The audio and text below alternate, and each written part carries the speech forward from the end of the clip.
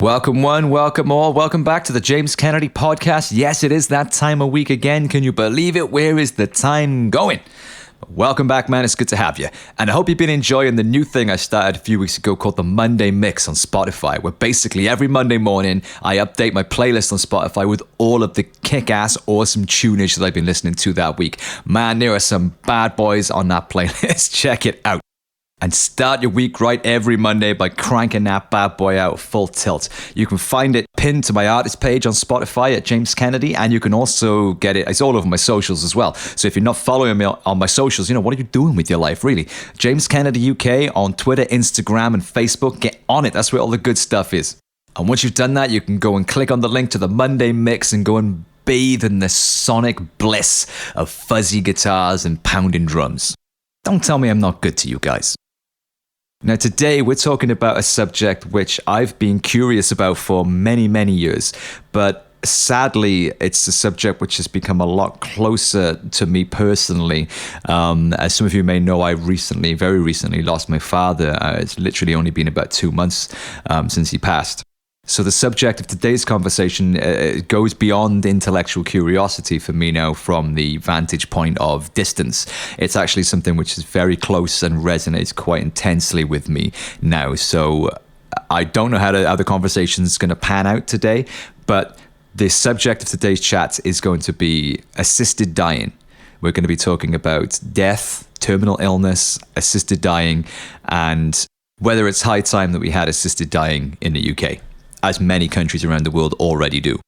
I appreciate this is going to be difficult listening for some people who've also been close to this subject, but I feel that I owe it to people who've also been through this experience or are maybe going through it. I feel like I owe it to those people to have this conversation because it will be from a perspective of somebody who has very recently been through it in his own family, rather than intellectual ponderings from somebody who hasn't been close to the actual emotional reality of what it's like to go through this. I think the conversation around assisted dying is a very, very important one to have. And for any listeners who may be going through a terminal illness themselves or in their own family, I hope that you may find some comfort in this conversation, and I can promise you that it will be handled with sensitivity.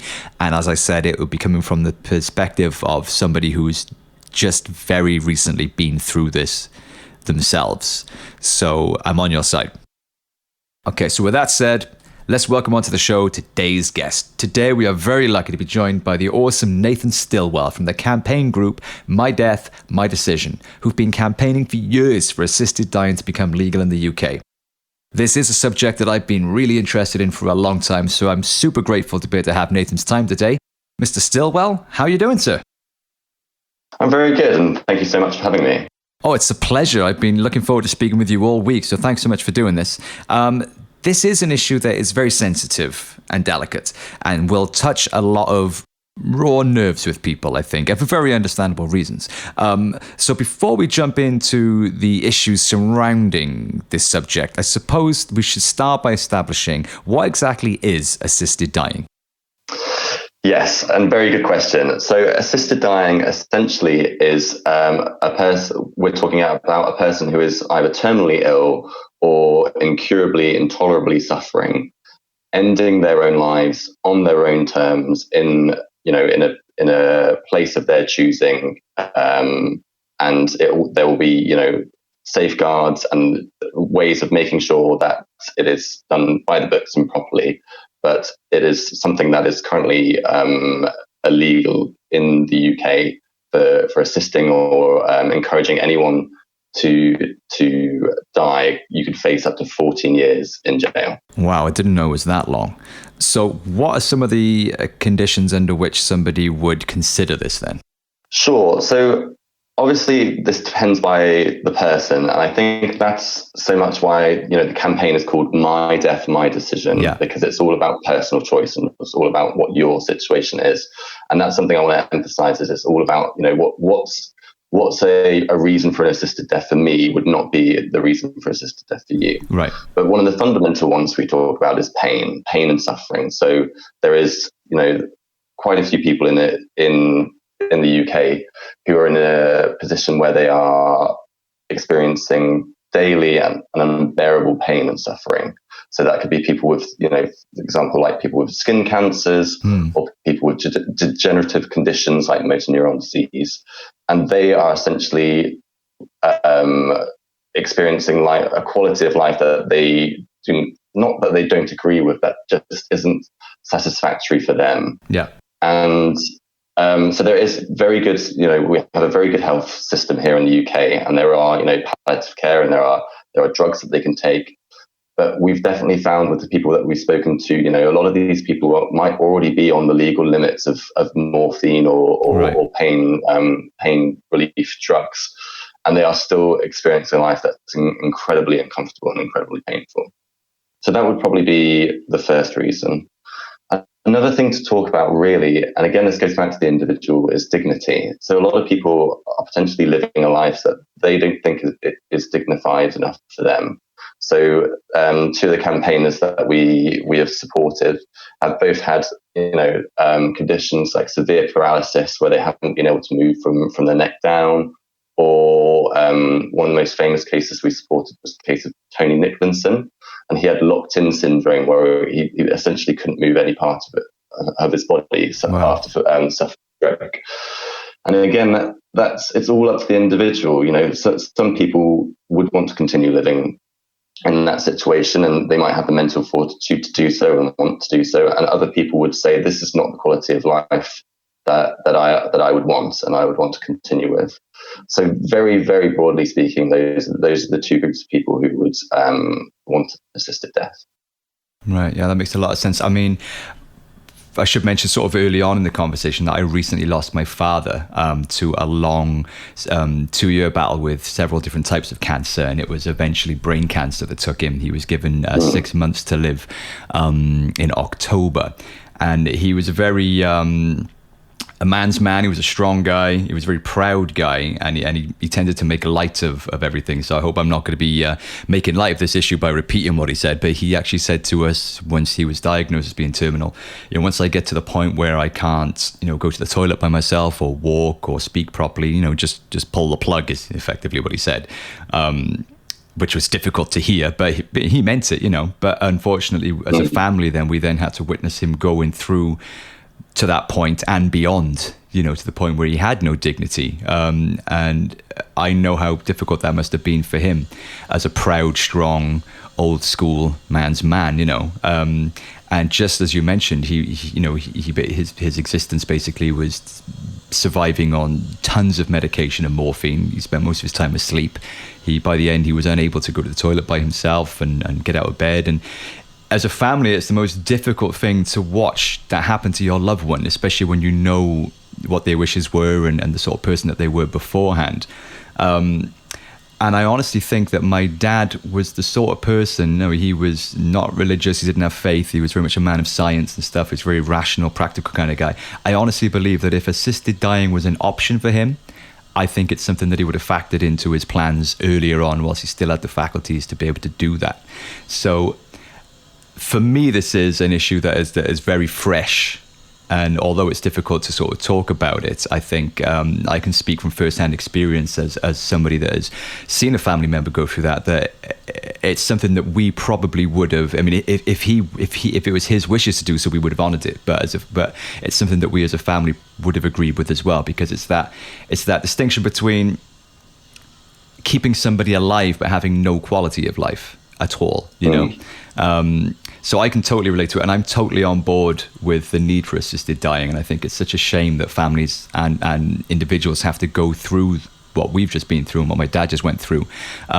When I know that in other countries around the world, they do actually have legalized assisted dying. Could we talk about some of the countries that do have it and whether it is a success there and whether it is something that is used a lot, or is it, something that people tend to not use even though they've got the option to? Absolutely. But the first thing I want to say, James, is for me, like I listen to stories like that nearly every day. It's part of my job, and your dad's story still affects me. Like, I still find that really difficult to hear, and to know that people in the UK are going through things like this. And it's something I'm sure we'll talk about, but like, it's not just the person who's going, who's dying, who's experiencing that. It is their family members, and it is their friends and their loved ones. And I've heard plenty of stories like yours, James, and it's just heartbreaking to hear about. And it really does drive me and puts passion into the campaign that I work on, because I just don't understand how the people in the government cannot listen to that and not feel the empathy that I'm feeling, and not feel what you went through and what your whole family went through and what your dad went to. It does strike me as totally kind of barbaric that's something that your father wouldn't at least be in the choice. And I would encourage you to look at the story of Tony Nicholson, because I think he was described exactly as your dad was described. Right. Before his stroke, he was he was described as such a kind of charismatic and boisterous person who had such a personality, and as his condition changed, all he wanted was the choice to go out on his own terms. Yeah. And I think there are so many stories like that.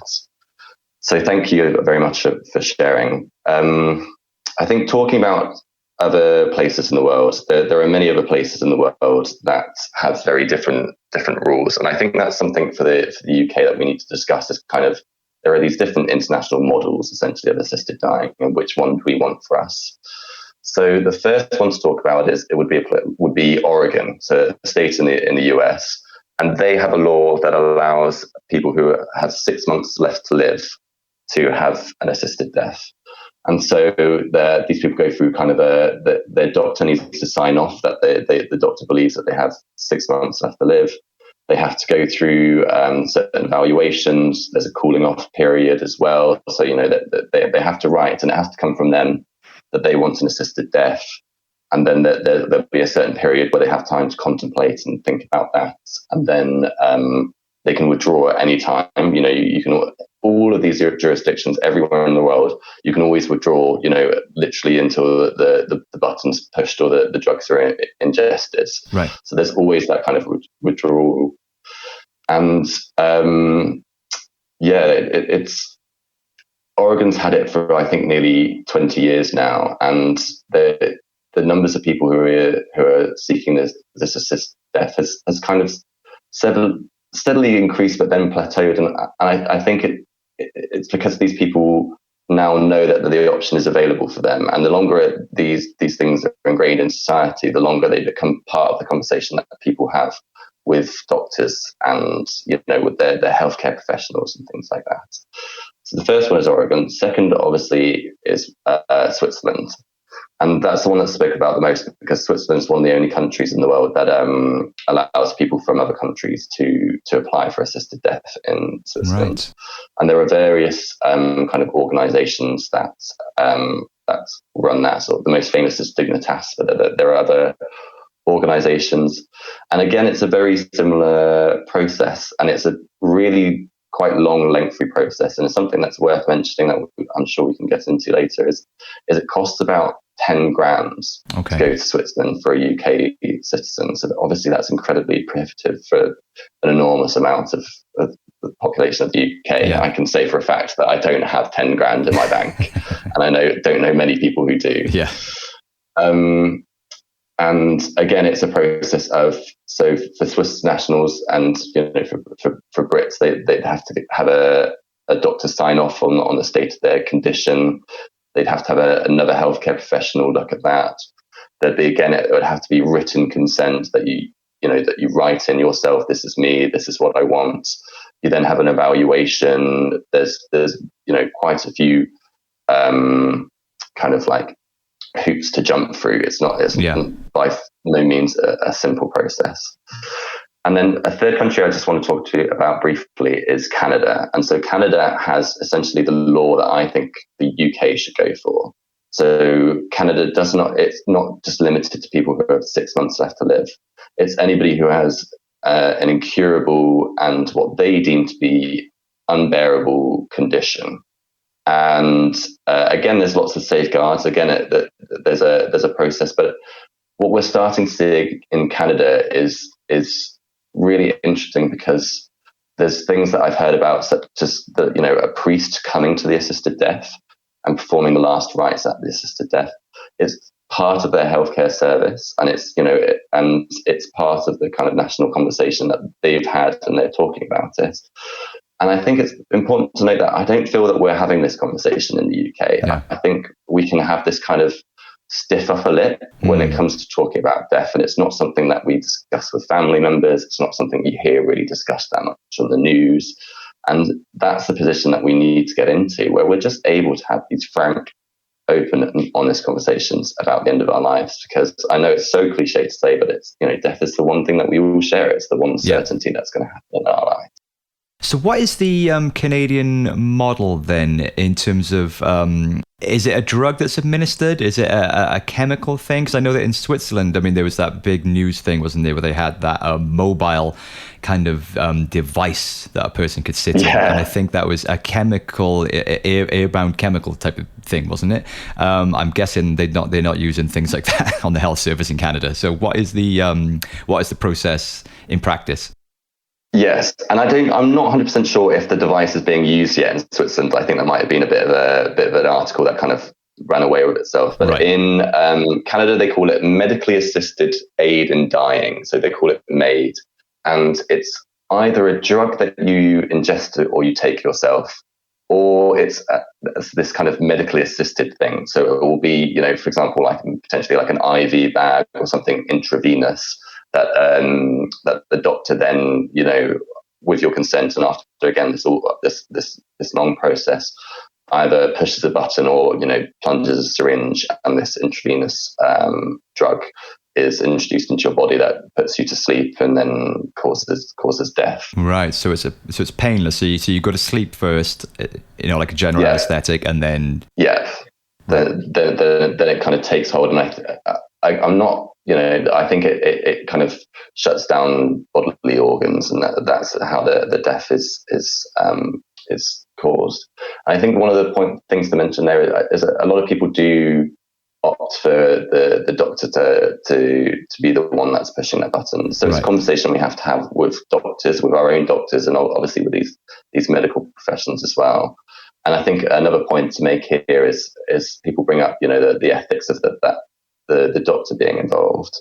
And something very important to mention is in all of these countries that doctors have an opt-out clause. If a doctor doesn't want to administer end-of-life drugs, then they will never have to, and they will never, it would be unthinkable to force doctors to. So it's very much that it's almost kind of a different part of medicine. Just as we have gynecology and pediatrics and all this kind of stuff, there'll be healthcare professionals who have focused on, for example, end-of-life care and end-of-life drugs.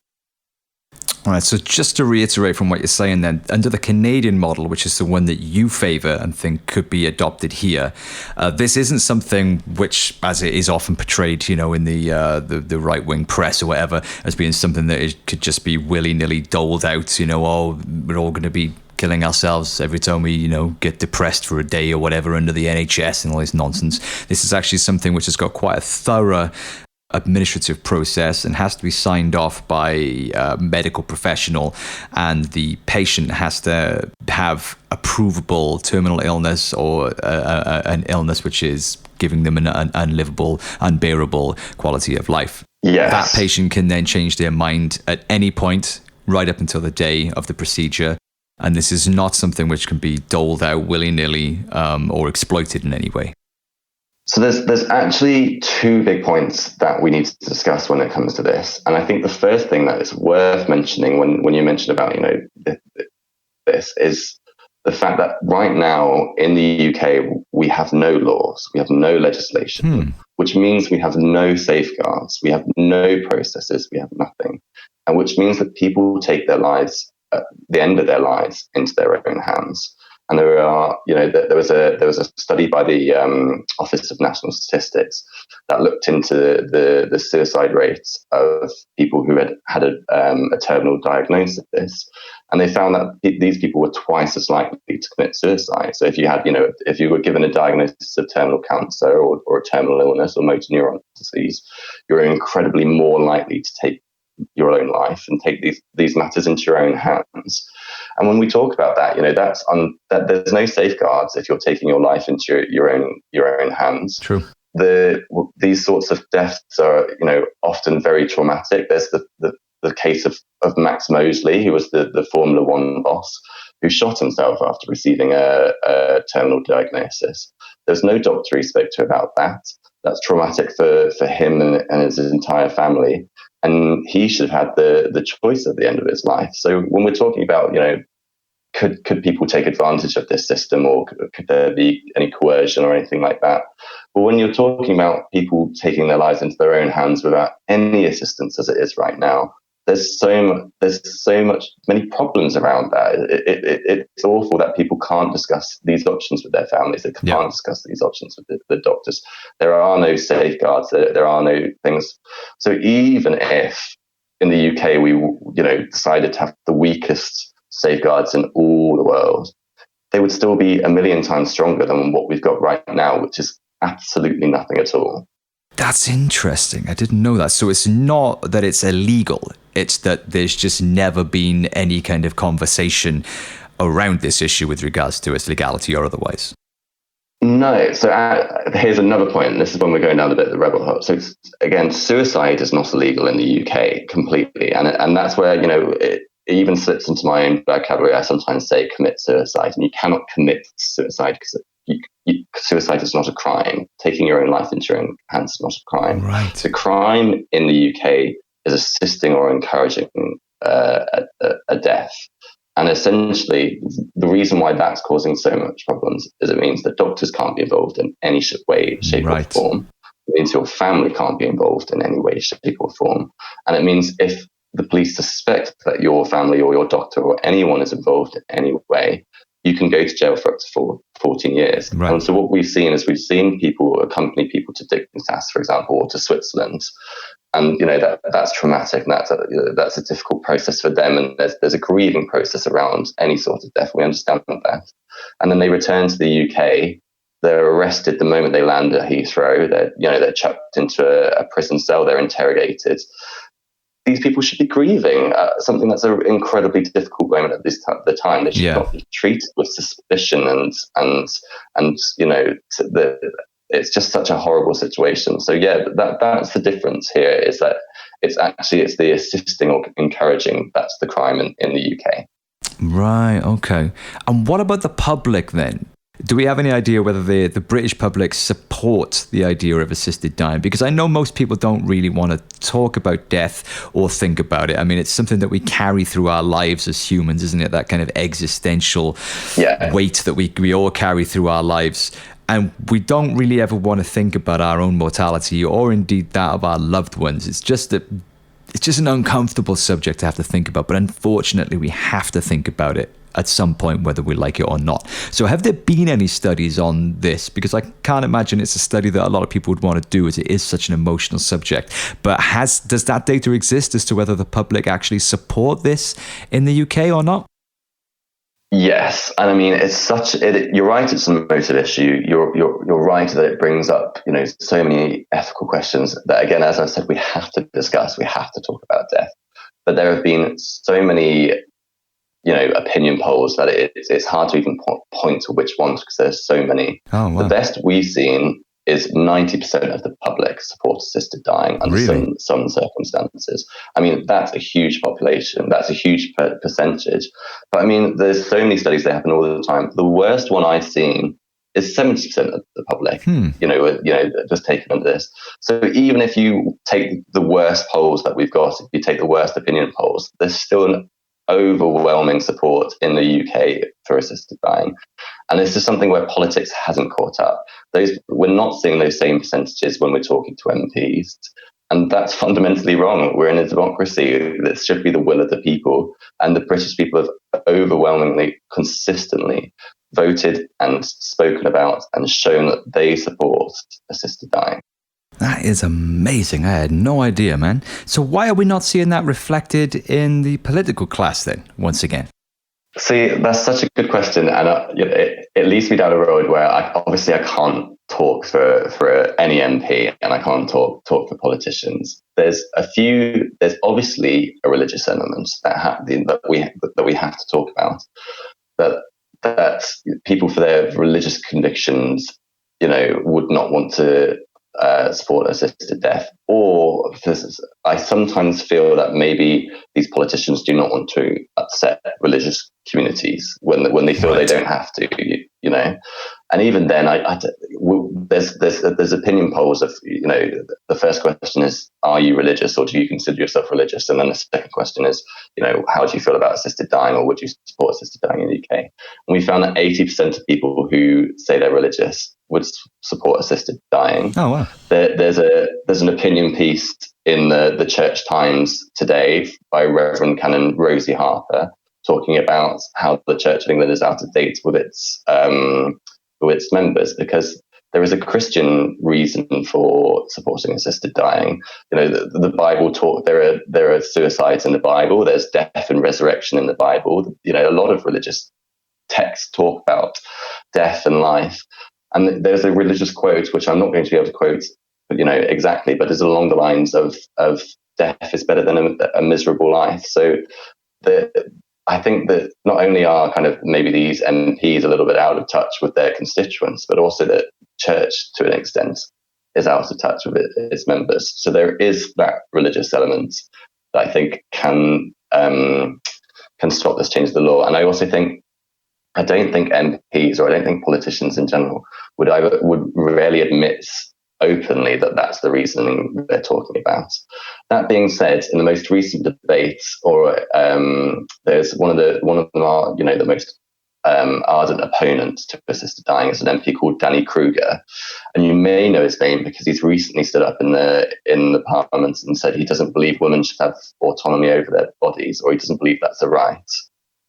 And we've had other MPs, and there was a Westminster Hall debate on Monday, and that debate was a good moment to highlight some of the issues we're talking about. But the debate won't lead to any votes or changes in the law. It was kind of just a bit of a generic debate. And there was an MP there who spoke about pro-life, and talking about how he supports the life of a fetus just as much as he supports the life of a pensioner.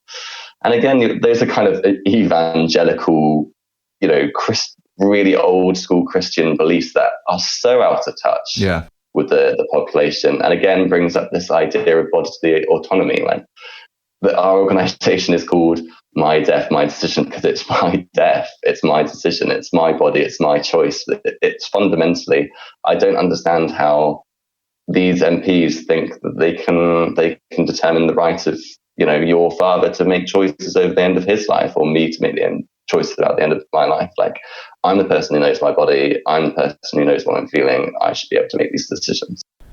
That's really interesting. And of course, it does cross over into the abortion debate as well, doesn't it? Which I know is very hot at the moment as well. And I suppose these religious values have traditionally informed our sort of social and moral values, haven't they, throughout the ages? And it's interesting that there's still that hangover into the modern age that we live in now, where many of our laws are still predicated on those religious values. I didn't realize that would be the reason for it, though. I mean, I thought that they would have evolved beyond that. I thought this was more of an ethical, or there was some political reason for it. But from what you've seen in your experience, it is literally just a belief system issue. No, there are other issues there, but my personal view is that is the main hang-up. The British political system is an old school system. It is reluctant to change. We have a conservative government with conservative MPs, and some people might argue, well, that's the crux of conservatism, is keeping things the same and keeping things the status quo, and this kind of back to our Church of England roots. But even then, I make the argument that the C in conservatism, stands for choice. Conservatives are all about the fact that it shouldn't be nanny states. That's what Thatcher was all on about, and that's what Conservatives still believe, that the idea that people should have choices, and it shouldn't be this, big government that makes these choices for the people, or it's the people who should be making the choices themselves. So even then, there's a Conservative group in Parliament which is called, Conservatives for Choice, and they support assisted dying. So there aren't always these clear-cut lines along politics and along policies. Yeah. And that's another thing that's worth mentioning, is that the government has always said that any vote on assisted dying would be what's called a conscious vote. So the government wouldn't say you should vote this way or you should vote that way. Every single MP would vote according to themselves. So it is really a case of changing hearts and minds of each of these individual MPs.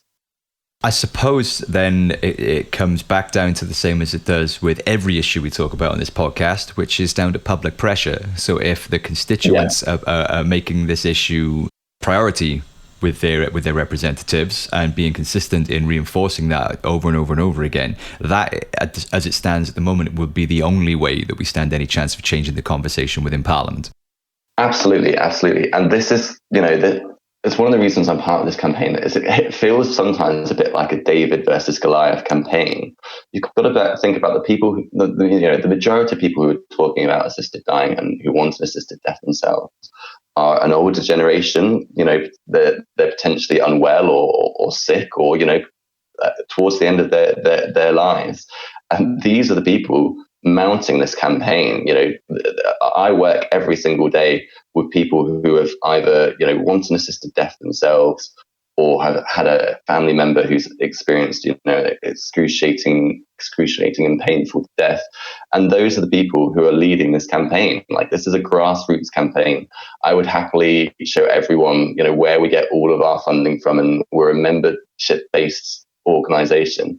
And we're fighting to change a law, and we're fighting against as well. I think it's worth bringing up that there are groups who are adamantly against assisted dying, who are funded through, evangelical churches in the US, and through really kind of,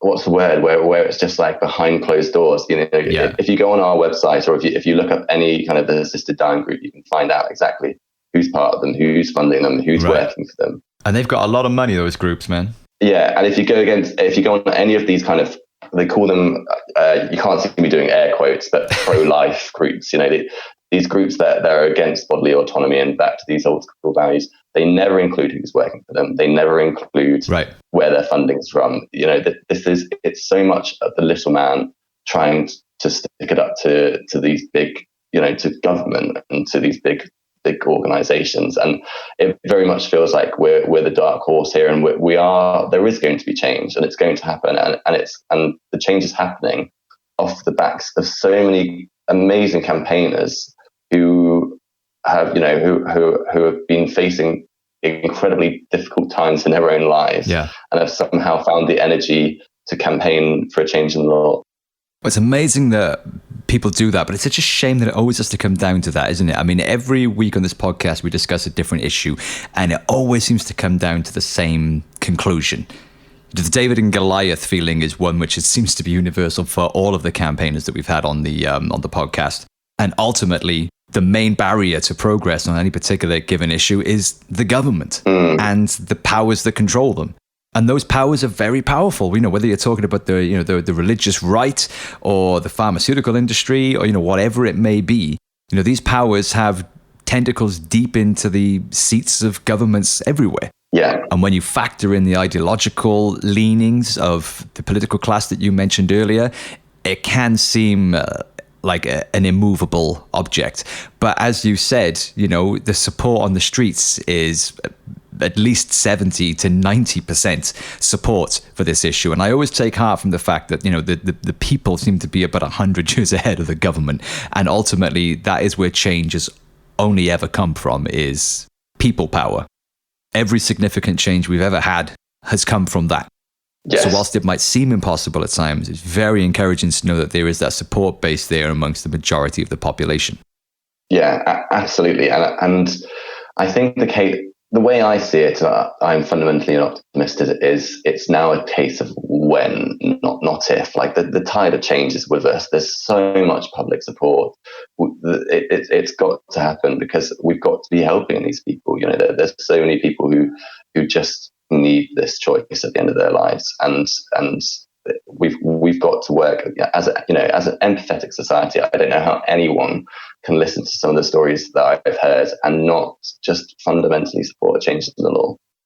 Well, speaking of personal stories then, is there a story that you could share with us from your experience of working in this area that would help to illustrate what it is that you're fighting for here and why this is so important? Is there a story of a family or a person that's actually been through this process of assisted dying that would really help people to understand on a personal level, on a human level, what it is that you're fighting for?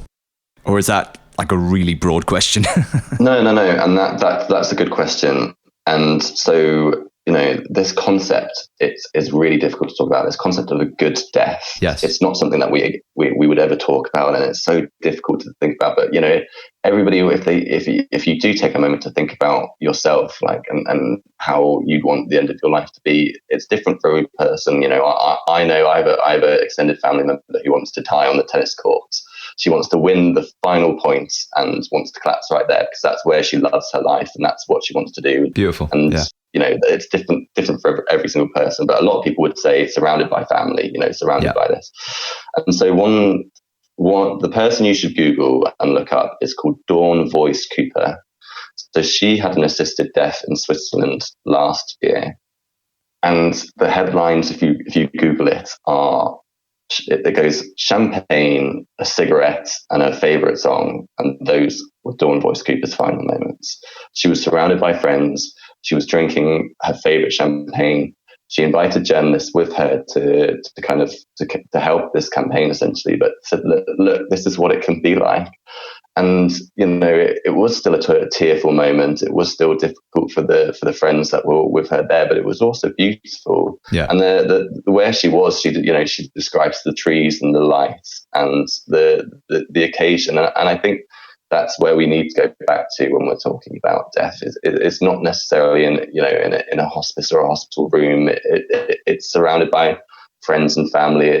She said she was reminiscing and talking about old times and laughing, and it wasn't how we think about death and how we would imagine death.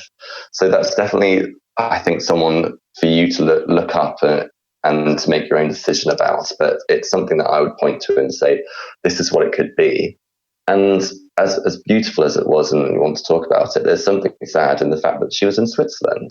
Why are we saying that, you know, why are we outsourcing our compassion to another country? That doesn't feel very British. That doesn't feel very right, that we'd say, right, you know, we're going to outsource empathy to another country. That's wrong. Dawn should have been able to die in the UK. That's absolutely beautiful. Thank you for sharing that with us, because I think that perfectly illustrates the concept of a good death, owning one's death. So that's Dawn Voice Cooper for anybody that wants to go and check that out. I would thoroughly recommend it, because death is coming for all of us, whether we like it or not.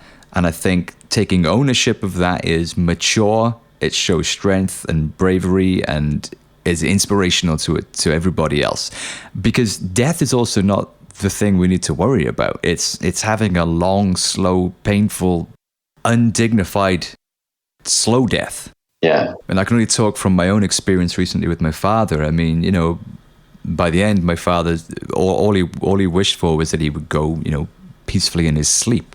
And thank God, for want of a better phrase, that is how it happened in the end. But I can honestly say, you know, by the time that day came, it was actually a relief for us, which is so sad that we should feel that way. But seeing him as he was, you know, he wasn't cognizant for a long time. You know, he was essentially just being kept alive by medication. And for what? You know, he had no quality of life. It was undignified. It was completely traumatizing for us to witness as a family. Mm. Whereas we could have had the experience that you just described in Dawn Voice Cooper's story, where before he got to the point where he was unable, you know, we could have had a final meal, you know, a movie night, you know, a glass of wine, reminiscing, say our I love using our our thank yous and everything, and it could have gone that way instead, which would have been much more special and beautiful, and a much more dignified way to go out with a smile on your face, feeling good with your loved ones smiling around you, holding your hand as you say goodbye to the world, rather than what it was.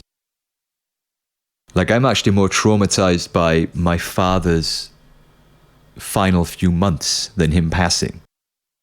Him passing, as I said, was actually a relief, as much as I hate to say it, because we couldn't bear seeing him degenerate anymore.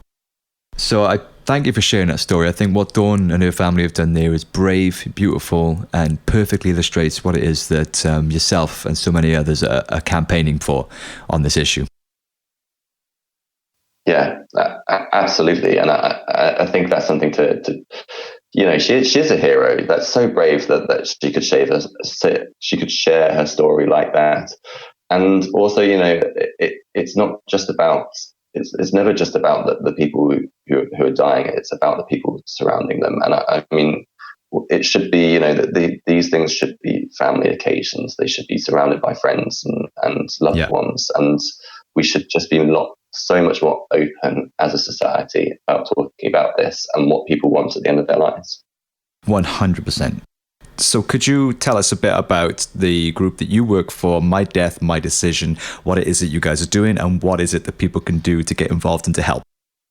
So one of the things that we're doing right now is we're calling for an inquiry, and we think that's the right thing to do. So an inquiry would basically look at all the evidence. It would probably do a consultation, so they'd probably ask the public their views, and essentially what we think would happen it would allow politicians and MPs to be able to see all the evidence in front of them and say, right, do we want to be like Canada, or do we want to be like Oregon or like Switzerland, and they'd be able to make those decisions.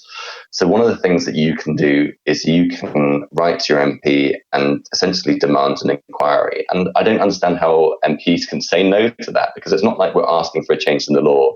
We're asking for government to actually look into the issue in depth and have these conversations.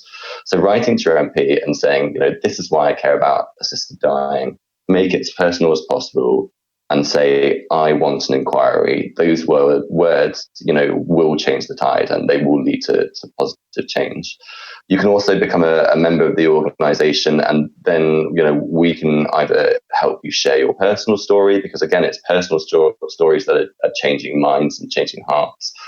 Or we can supply you with, tools and campaigning materials to help you campaign locally. But fundamentally, if you go and talk to your MP, if you can sit down with your MP and have a conversation with them, that's what's going to change the minds, and that's what's going to change the law. Brilliant. And as you've said, the support is clearly there on the streets. So despite the obvious resistance that this campaign and so many others faces within the machinery of government, are we generally moving in the right direction, or are we still on ground zero? No, change is coming. And so something, again, to get in the technical side. So nothing's happening in England and Wales right now. There's no votes, there's no legislation, there's literally nothing, and nothing's likely to happen this year because of the parliamentary session, essentially, that there's going to be no new assisted dying laws introduced. So if you look at it that way, it's bleak. But Scotland is having a bill that's going through. They had a consultation, so they asked the Scottish public, what do you think about assisted dying? And they got an unprecedented response. So they're sifting through those responses. They're examining the evidence now, and they're going to introduce a law, a bill, in September, and then that might be a law, by 2023 or 2024, depending on obviously how it goes through. So there's that pressure from Scotland. In the on the island of Jersey, they had something really interesting called a citizens jury. So we don't really have them here in England and Wales, but essentially they got rounded up a group of people that are kind of meant to be representative of the population. And they asked them a bunch of questions about assisted dying. Do you think it would work in Jersey? What would it look like? What sort of safeguards would you like? And Jersey responded and said, the people of Jersey responded and said, yes, we want assisted dying. We want it to look a little bit like Canada and that model of, not just for the terminally ill, but the incurably and unbearably suffering. And then so Jersey have approved assisted dying in principle. So all they need to do now is they're going to essentially, they've just had an election. They're going to vote on it soon. And again, that could be a law. And exactly the similar thing is happening in the Isle of Man. There's what's called a private members bill going through their government right now. So there's pressure coming from all sides here. And I really don't think it would be sustainable if England and Wales don't have a law, and yet Scotland, Jersey, and the Isle of Man do. And even the Republic of Ireland are now looking into this, and they've literally just announced like a special committee to look into it. So there's all of that pressure going on. And then, there's a Welsh element as well, so that Wales can't choose its own assisted dying laws, even though it can choose its own healthcare. There's a bit of a weird kind of problem happening here with devolution. So I think, there is a lot of support for assisted dying in Wales, in the Senedd as well. And they could either kind of vote for it in principle, or they could demand more devolution on this. And they could say this is something that we want to legislate themselves. So there's, if you look at it on paper, it's bleak, nothing's happening. But if you look at the overall picture of the world, of British society, of England and Wales, it's going to happen. It's got to happen. And I fundamentally believe it will. It has to. How can we not? We're an empathetic society. We are a compassionate society. We must have compassion for the people at the end of their lives. I can't imagine anybody would disagree with that sentiment at all. And there does seem to be a growing awareness and enlightenment on this issue around the world, because you've already mentioned like two major powers like Canada and Switzerland is already having legalized assisted dying. But am I right in saying that Holland and Belgium also have it as well? Yes. So, and again, that's something. So, MPs voted on assisted dying. They voted on it a couple of times. The last time was in 2015. And some people point to that and say, we voted on it in 2015. We voted no. Why are we voting for it again? And that's, as you mentioned, the international context.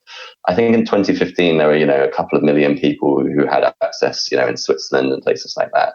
Now it's nearly 350. In fact, I think it's over 350 million people across the world have access to assisted dying. There's so much evidence there. There's so many places that we could look at. There's so many places in Europe. Austria very recently changed the law.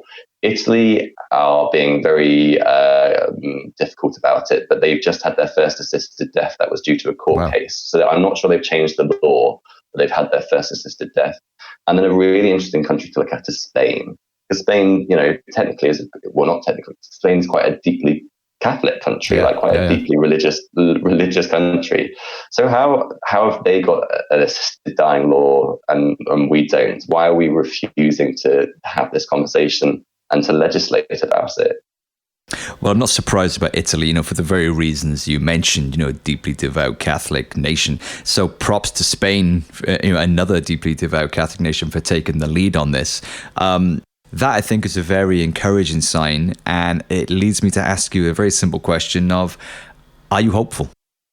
Yes, I'm hopeful, and I have to be hopeful in this line of work. I mean, someone calls me up every single month, almost more than that actually, and says, I'm in this situation, I've got skin cancer, or I've got this, and I would like an assisted death. And it is soul destroying to not be able to help, because I can't. Because if I even told them what to Google and where to look, I could face 14 years in prison. Oh, my God. That's not to bring this to me, but that's horrible. That brings me to tears every single time, because I was grown up, I was taught, if you see someone who needs help, you help. That's what you do. That's part of you. And that's how I believe everyone should be. And it's really difficult in this line of work to have people call up and to be able to say to them, I'm really sorry, I can't even answer your questions. I can't do anything. So yes, crazy. I'm hopeful that we will have a change in the law, because I have to be hopeful. And I honestly do believe it's a matter of time, and it depends on how good basically I am at my job. Depends on what that timescale is. Well, you're clearly very good at your job. You're doing great work, and it's a very noble cause. So we all thank you for that, man. And if what you're telling us is that the only barrier to this is getting the collective minds of our representatives on side so that we can shove a law through to make this happen, then I don't see that as an insurmountable mountain at all. I feel like if everybody who listens to this takes heed and makes this a priority next time they go and knock the door of their MP and raises the question with them as to where they stand on this issue, and keeps asking them that question over and over and over again, consistently, month after month after month, slowly over time we could start to normalize the conversation around this, which actually doesn't even need to happen, given the statistics you gave us earlier about the support base for this amongst the general public being easily somewhere between 60 and 90%. You know, that's a majority whichever way it goes down. So I'm quite optimistic that if enough people actually act now on the information that you've given us today, that this could be an easy win for us. I really hope so, and I'm in quite a unique position that I'm trying to work myself out of the job here as fast as I humanly can. Well, don't put us in a sticky predicament now. Now we got to choose: do we want to keep Nathan on a job, or do we want to get this thing through? So, where can people go then to take this further? Where can they find you guys? How can they get involved? Yeah, so it's mydeath-mydecision.org.uk. A donation would be incredibly helpful, and we are, as I said earlier, we are grassroots. Like we are a membership organisation, and we literally wouldn't be anywhere without our members. And it's the people who donate and who support and who write letters and help us out and who volunteer who are the reason that we exist as an organisation, and we couldn't exist without donations or help from our really so passionate supporters. So it's mydeath-mydecision.org.uk, or if you just Google My Death, My Decision, or on Twitter we are MDMD My Decision, and you'll find us. You'll find us campaigning, and we're out there doing as much work as we humanly can with such a small team. You're doing brilliant work, man. Honestly, please keep doing everything you're doing. And for anyone listening to this, please support the work that these guys are doing at My Death, My Decision. They are a charity, so please, if you're able to contribute, please do that as well, because that is the lifeblood of these campaign groups, is donations that enable people like Nathan to spend all their time campaigning on these really important issues that touch so many of our lives. So please help out in any way that you can. And speaking of that important work, we better let you get back to it, haven't we? So, Nath, thank you so much for your time today. I really do appreciate you taking time out to speak with us. And thanks for everything you're doing. I've really enjoyed the chat, and there's tons of good food for thought here, which I know is going to make a lot of difference to anyone that listens to it. So thanks for everything you're doing, and thanks for being with us today, man. Well, thank you so much for talking about it. It's these national conversations that we need to have that are going to cause the change in the law. Like, you're doing such amazing work, and thank you so much for amplifying our message. Anytime, and hopefully, the next time we have you on, it'll be to celebrate. That would be wonderful. I would love that very, very much. Well, you heard him, gang. Let's put Nathan out of a job and make this thing happen. Well, Nathan, thanks so much for being with us again today. My best wishes with everything, and we hope to see you again really soon. Take care, man. Bye-bye. Bye. Thank you. Nathan Stilwell, ladies and gentlemen, from the group My Death, My Decision. I really hope you enjoyed that one, guys. That's a very personal one for me, and it's a very sensitive, delicate issue. I hope you felt that it was dealt with in a respectful manner, and I hope that anyone who's been touched by this didn't find that too upsetting or distressing to listen to and recount and dig up those memories. Personally, I think the time has come for us to have assisted dying in the UK. I think it shows compassion, bravery, and maturity when facing the one thing that we can all be certain of in our life, which is our mortality and that of our loved ones. I think the work that Nathan and many others are doing on this issue is brilliant, and if you'd like to support them or just stay up to date with what they're doing, their website is mydeath-mydecision.org.uk, and their Twitter is MDMD-MyDecision. Give those guys a follow to stay up to date with campaigns that you can get behind. And please, the next time you speak to your MP, or even if you don't even ever speak to your MP, like I don't, but make a habit of doing it, because that's becoming a mainstay of all of these podcasts now, is that all these campaign groups who are working their ass off are all saying, look, guys, we just need you to actually get in the heads and the hearts of your elected representatives, because we can campaign as much as we want, but until the laws are changed, nothing systemic can actually happen. So, and that falls down onto our lap. It's our responsibility. These people are our representatives, whether we chose them or not. That's what we've got. So it's down to us to get in their surgeries or in their inbox and just keep asking them for an answer. Where do you stand on this issue? What are you doing about it? Are you going to raise it in Parliament? So yeah, make a point of speaking to your MP and raising this issue with them. As always, let me know what you think. You can leave comments on the YouTube video. I put this on YouTube basically just as like an archive for people who aren't on Spotify or whatever. But it's also a great platform, for leaving comments and starting a public forum. or you can comment on my social media posts. I blast these things out on all platforms, so, let me know what you think. And as always, don't forget to subscribe to the podcast on whatever platform you listen to it on. Just hit that button, man. It's not difficult. And if you want to leave me a rating, whether it's 1 star or 5, I don't care. Leave what you got to leave, but just leave me something, man. And I'll see you next week. Thanks so much for all the support. You guys are awesome. Hope you're enjoying these chats. Let me know if there's somebody you'd like me to speak to, or if there's an issue you think I should try and tackle on the show, and we shall make it happen for you. But until then, I shall see you next week. Love you loads. Take care of yourselves, take care of others, and don't forget to follow the Monday Mix on my James Kennedy Spotify page. There we go. I've just thrown you some awesome tunage for the week as well. So go and blast those bad boys, and I'll see you next week. See you guys.